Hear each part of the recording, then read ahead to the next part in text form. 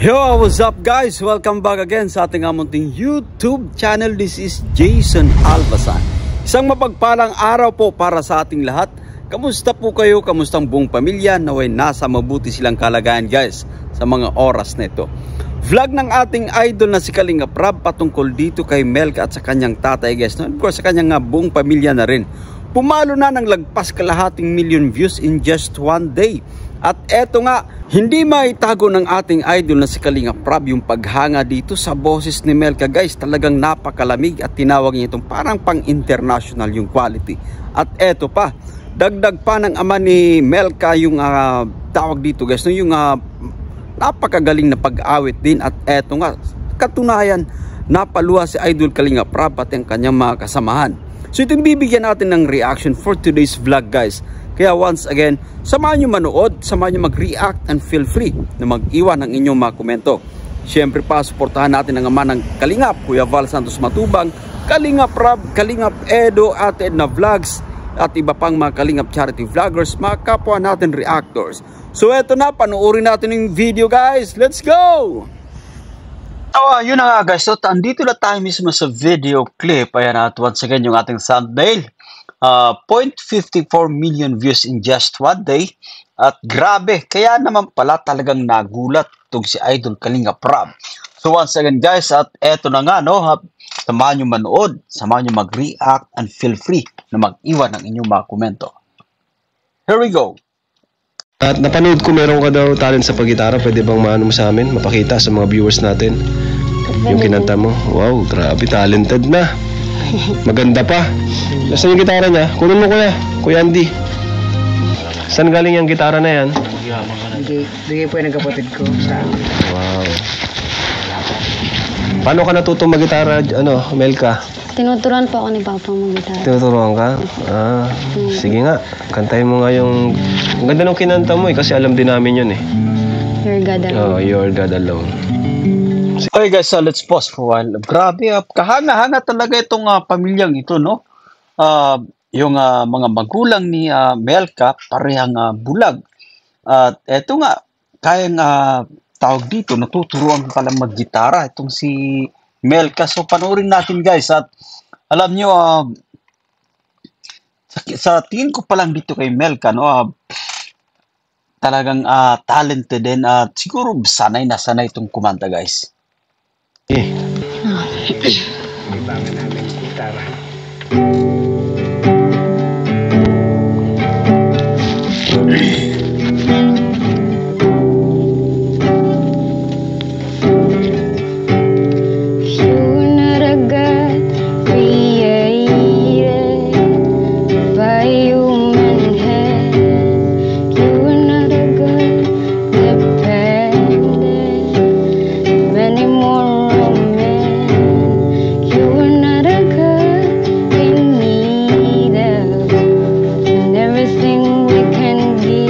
Grabe guys, no? Nanayo yung aking tawag dito. Mga balahibo talagang ang malamig yung boses ni Melka guys. Diretso. By your plan, that's just the way it is. 'Cause you were God alone when a good time sunburned. You were on your throne. You were God alone. And right now, a good time sunburned. You were on your throne.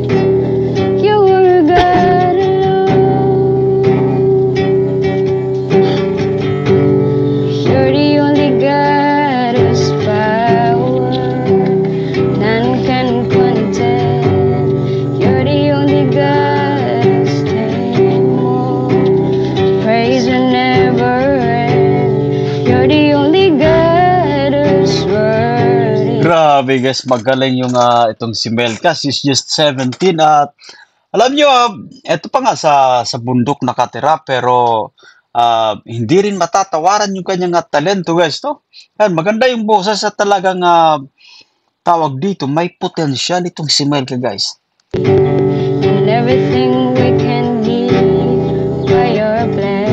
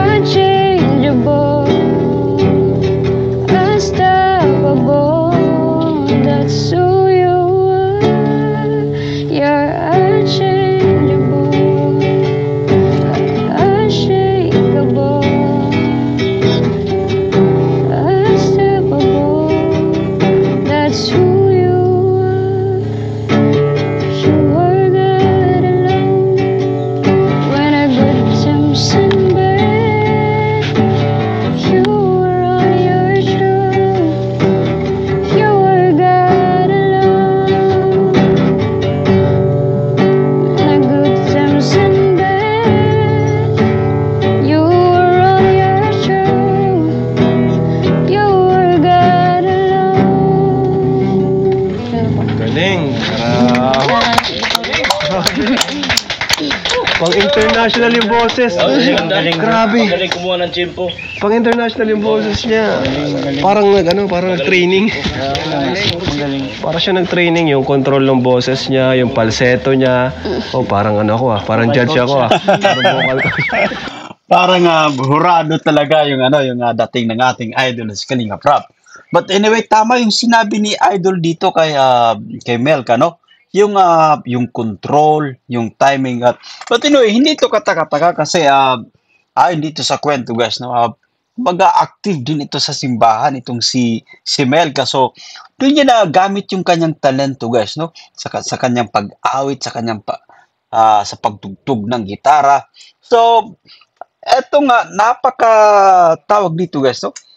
Napaka-swerte ni Melka kasi nga na-i-vlog ng ating idol na si Kalinga Prab. Kumbaga ito guys yung magbubukas ng pintuan, no, para sa panibagong buhay ng pamilya ni Melka. At salamat din kay Idol Andy Kayakap Vlogs, napakasipag na scouter vlogger, no. Shoutout sa ating idol na si Andy Kayakap Vlogs. Ayan, at maraming salamat at eto nga natagpuan nyo itong si Melka, no. At I'm sure guys, mababago yung buhay nitong si Melka basta tawag dito. Alam nyo kasi once na-vlog ni Idol Kalinga Prab once again, nabanggit ko dito sa ating mga previous reaction video, no? Malaki yung chance na mabago yung buhay ng isang yung nagiging beneficiary. So, nawaya magtuloy-tuloy guys mga ganitong tawag dito, programa ng ating idol na si Kalinga Prab. Ito yung paglingap sa mga kapwa natin sa mga kababayan natin na talagang mahirap guys, no? Tuloy natin yung panonood. Galing. Galing bro. Lamig ng boses. Saan mo natutunan yung kantang yun, Sa church po namin. Sa church? Saan ka nag-church? Diyan lang po may Kumakanta ka sa church? Opo, sa church lang, sa bahay lang po. Wow. Nila pastor. Saan mo inaala yung kantang yun? Sa Panginoon, syempre. Sa Panginoon po. Mga tao na lang po nakakarinig. Ha? Alam niyo guys, may napansin ako dito kay Melka, no? Masiyahin din yung itong si Melka. At tawag dito, sabi nga ni Idol Kalinga Prab guys, kumbaga maliwalas din yung kanyang mukha, no? Walang gaanong kumbaga stress or problema sa buhay. Kahit nga eto nakapaalang ito guys, no, si Melka gawa ng talagang hirap sa buhay, no? Sa ngayon nakikita natin dito, walang tsinelas po itong si Melka. Pero hindi para sa kita mo yung alam mo yung kasiyahan ng isang tao, no? Kumbaga paiba-iba naman tayo at kahirapan yung kanyang kinagisnan, pero nakikita natin sa kanyang mukha guys yung kumbaga satisfaction, no? Kung anong meron, kumbaga satisfied na, kumbaga masaya at walang gaanong problema sa buhay. Ayan, diretso natin guys. Mga tao na nakakarinig pero para sa Diyos. Gaano ka, yung pananampalataya mo sa Panginoon? Gaano kalakas ba? Paano ka namumuhay na para sa Diyos? Siyempre po ay sa kabila ng lahat po ng mga nangyayari, ang Panginoon pa rin po nagloloob ng lahat ng mga bagay na ginagawa niya. Katulad po nitong mga incidents na to ay niloloob po ng Panginoon na marahil ay na-meet nyo kami para po sa mga mabubuting puso nyo po na tinutulungan nyo po mga katulad namin. Kaya sobrang yun lang po ang nagiging fit ko sa Panginoon, yung mga bagay na kung ano ako ngayon ay patuloy kong gagawin para sa Kanya at sa pamilya ko po, para kung sa makatapos ako ay at least nakita ko po yung pamilya ko na lahat ng pinagpaguran nila ay nagkaroon ng success po. Grabe guys, nakakatuwa itong si Melka gawa ng magaling magsalita at ito ay marahil ay kumbaga impluwensya ng palagi siyang nasa simbahan, no? Kumbaga palagi niyang naririnig yung salita ng Diyos. And of course, na-expose rin siya siyempre sa pag nasa simbahan guys, no? Meron kasi dyan na ikaw yung magsasalita sa unahan. So siguro dun siya nahasa at talagang magaling magsalita itong magaling siya sa communication guys, itong si Melka, no? Ito, pakinggan natin yung komento ni Idol Kalinga Prab. Yes. Ang galing. Mabait pati, ang talino sumagot. Yun. Nakaka-proud ng magkaroon ng ganyan na ano. Ano tay, anak? Siyempre, proud na proud ka tay. Ikaw tay, may kanta ka ba para sa amin? Meron din. Oh, meron din si tatay. Aba. Hindi magpapatalo itong si tatay, guys, no? Parang confident pati, ayan. Si tatay naman.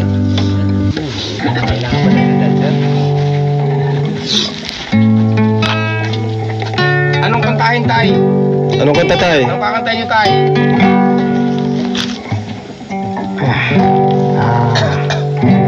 Christian. Oh, sige, Christian. Christian sundin? Oo, pwede rin yun. Galing naman. Teka, guys, no? Yan, naalala ko, kumbaga talagang mahirap siguro aralin, no? Mahirap pag-aral ng gitara once na, eto nga, wala tayong paningin sa tawag dito, sa sitwasyon ni, mali. Okay, guys, so yan, alam nyo, naisip ko, napakahirap siguro na talaga ng sitwasyon dito sa tatay ni Melka na mag-aral ng paggigitara kasi tawag dito, hindi mo naman wala kang nakikita, no? So, binabantayan mo lang siguro talaga yung tunog. Ayan, diretso natin, guys. Pakinggan natin yung rendition ng tatay ni Melka. May tatay, Christian.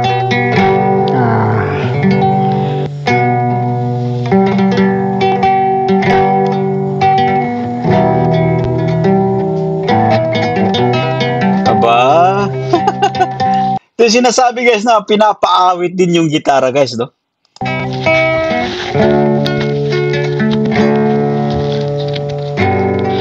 Sa Panginoong Jesus, ako'y magtitiwala sa biyaya niya't habag. Buhay ko ay may kalinga sa pagsubok at lambay. Naroon siya't dumakamay. Ang Panginoo'y tapat kailan paman.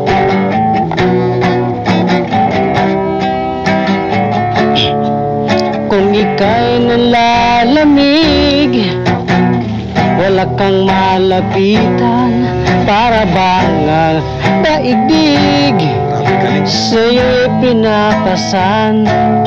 Alalahanin mo sana, minamahal ka niya. Ang Panginoo'y tapat kailan paman. Grabe, guys, no? Yan, dito, guys, sa aking panunood dito kay sa tatay ni Melka, talagang kumbaga sanay sila sa mga ganitong gawain, yung pagpupuri sa Panginoon, no?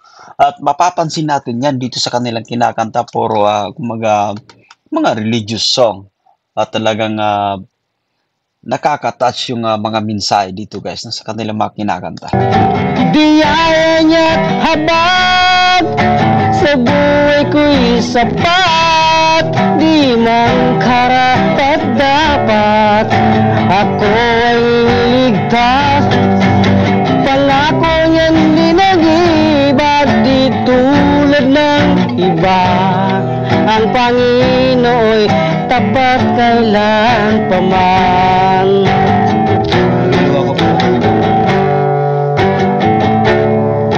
Kung ika'y nalalamig, wala kang malapitan, para bang ang daigdig sa iyo pinapasan. Alalahanin mo sana na minamahal ka niya. Ang Panginoo'y tapat kailan paman. Biyaya niya't habag, sa buhay ko'y sapat. Hindi man karapat dapat, ako ay niligtas. Pangako niyang di nag-iba, di tulad ng iba. Ang Panginoo'y tapat kailan paman. Alalahanin mo sana na minamahal ka niya. Panginoon, tapat kailan paman.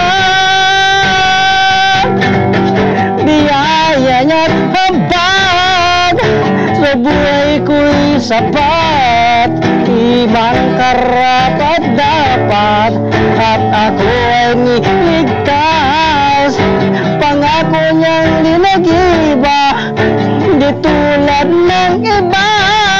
Ang Panginoon tapat kailan paman. Ang Panginoon tapat kailan paman. Ang Panginoon tapat kailan paman. Nakakaiyak yung Grabe guys, ramdam ko yung tawag dito, no?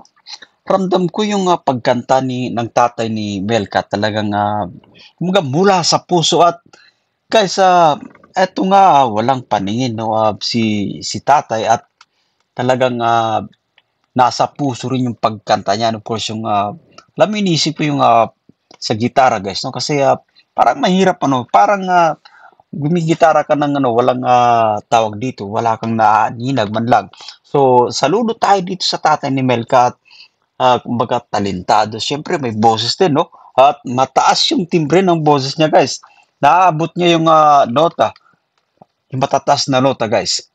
Diretso natin, alamin natin yung komento ng ating idol. At of course, itong iba pang mga kasama niya rito. Talitata. Talagang umiyak talaga ako dyan nung kinanta ng tatay yan. Una ko nakita. Totoo yan dyan. Wala na siyang video ko talaga, hindi ko napigilan talaga. Umiyak ako sa kanta. Kanta sa bahay. Kasi Talagang umiyak ako.